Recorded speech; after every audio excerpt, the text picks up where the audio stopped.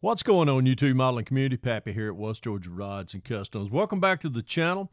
Wanted to tell everybody how much I appreciate everybody that watched the video last night as far as the shop updates, things that's been going on my bench, as well as here at the house and the oncoming items that I've got coming across my plate, not just here at the house, but involving Acme, the show, and everything. Really looking forward to that. But while I've been finishing up the big 1/12 scale Camaro and the VW and all that, I generally have been sitting, just watching everyone's video, trying to get caught up on that, which now I pretty much have.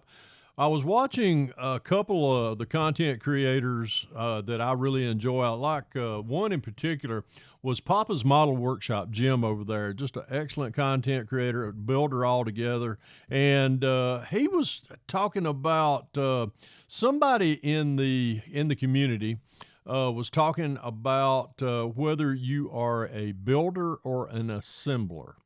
And it's just, I'd say it just kind of stirred up a little bee's nest, wasp nest, whatever you want to call it. Stirred up the old poop pot, if you ask me. But some people out there just cannot take and have a hobby and not really stir up just stir the pot. I mean, it seems like the misery loves company, and what they'll do is they'll throw something out there either on Facebook or on YouTube or Instagram or whatever social media platform that you're a part of, and they will just sit back and just kind of stew and just kind of let it just simmer for a while. And what does it do? It creates controversy. This hobby does not need any controversy at all. That's why we have a hobby.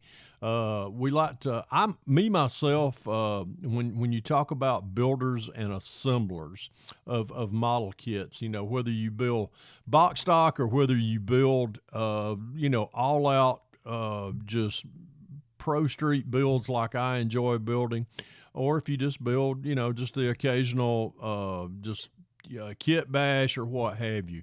But it's a hobby, folks. I was watching Mark Batson, my old friend Hobby Dude 007, on his video as well. His response to this, and both Jim at Papa's Model Workshop and Mark, they both hit the nail on the head. And I talked with Mark just the other day and said, you know what, I think y'all pretty much said what you need to say. And I thought, you know what, I don't need to stir the pot. But I'm going to do one. I'm going to do one better. Do I consider myself a builder or an assembler? Actually, yes, I do. Why? Because I like building the kits in the style that I like building. I like building Pro Street. I like building old vintage hot rods as far as like the 32 3-window. Am I an assembler? Yes, I am an assembler. I like to assemble these kits and make them look as real as possible. But do I call myself a builder and assembler? I like to assemble models, but I like to build relationships with everyone in this community, whether I'm helping them out with either, one of my tutorials or helping them out with a part they may be trying to find, or trying to, find aftermarket parts, to people that's out there in the community that does 3D printing or has extra parts they might want to get rid of, stuff like that. So yes, I do consider myself a builder and an assembler. I assemble the kits that I enjoy building, and I like building relationships with everybody on the social media platforms, whether it's here on YouTube, Instagram, Facebook, what have you. And I tell you what, it's just, I told Mark the other day, my mother used to have an old saying, if you stir the poop pot, guess what? It's going to stink, and it's going to stink even more. So this is a hobby, folks. Relax, have fun with this, be supportive of other builders, and help somebody along the way. And I guarantee it'll come back to you, and you'll feel better about yourself in the long run. So with that being said, with everything that we've got going on here at the house as far as the renovation work and things like that, I'm still going to be creating content, much like what I'm doing right now.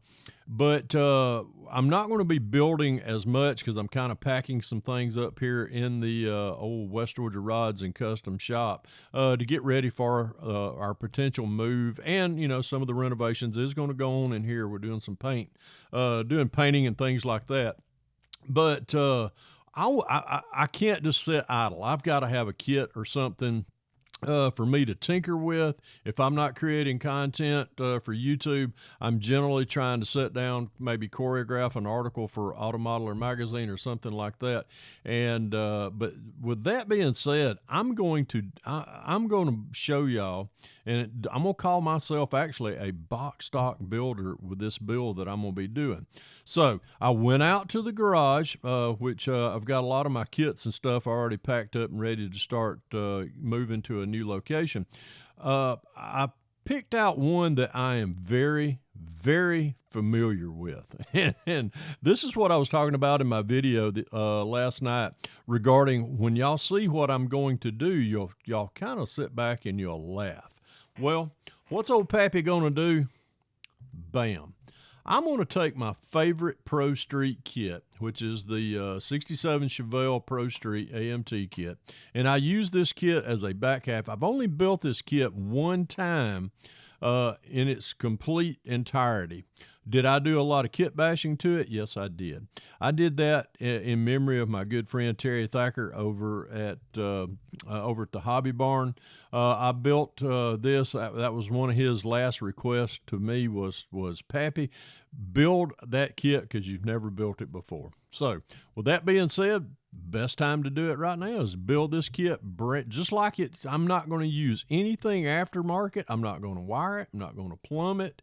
I'm not going to use an aftermarket 3D printed engine, no photo etch, nothing.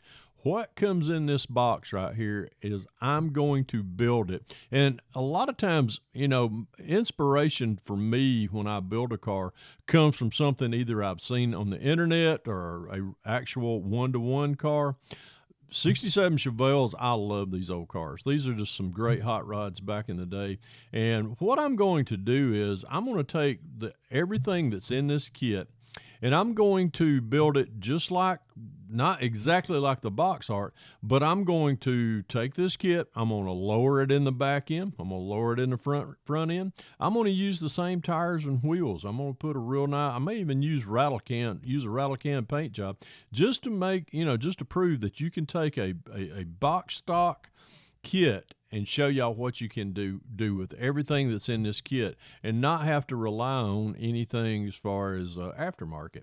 So, yep, Pappy's wanting to build a box stock. Why? Because number one, I want to show everyone out there in the social media platforms that yes, a nicely built box stock kit can look good. You just got to take your time with it. You got to know what you're doing and you got to know what your focus is as far as what you're trying to build. The image that's in your head meets what happens right here on this workbench. So just to prove that this is a unopened kit, this is one that I purchased at Hobby Lobby a while back for $25.99. Imagine that. That was a while back because I know the kit prices have went up since then. But I'm taking one of these out of my inventory. I have quite a few of these in my stash, and I'm going to open it up. We're going to break it apart in the coming days, and we're going to lay some get it all cleaned up as far as mold lines, things like that. We're going to do, as I said earlier, we're going to do some lowering as far as like I like to do on the on this Pro Street platform that I like to use. Generally, what I do is I just cut the back half off, use the rear end and the tires and the wheels, and go with it from there. But no, I done found me a picture of what I want to make as far as I know how I want it to look, and we're going to turn this little thing into a very nice box stock build. So with that being said, y'all stay tuned, and as I always say, if you can dream it, build it. God bless y'all. Pappy out of here.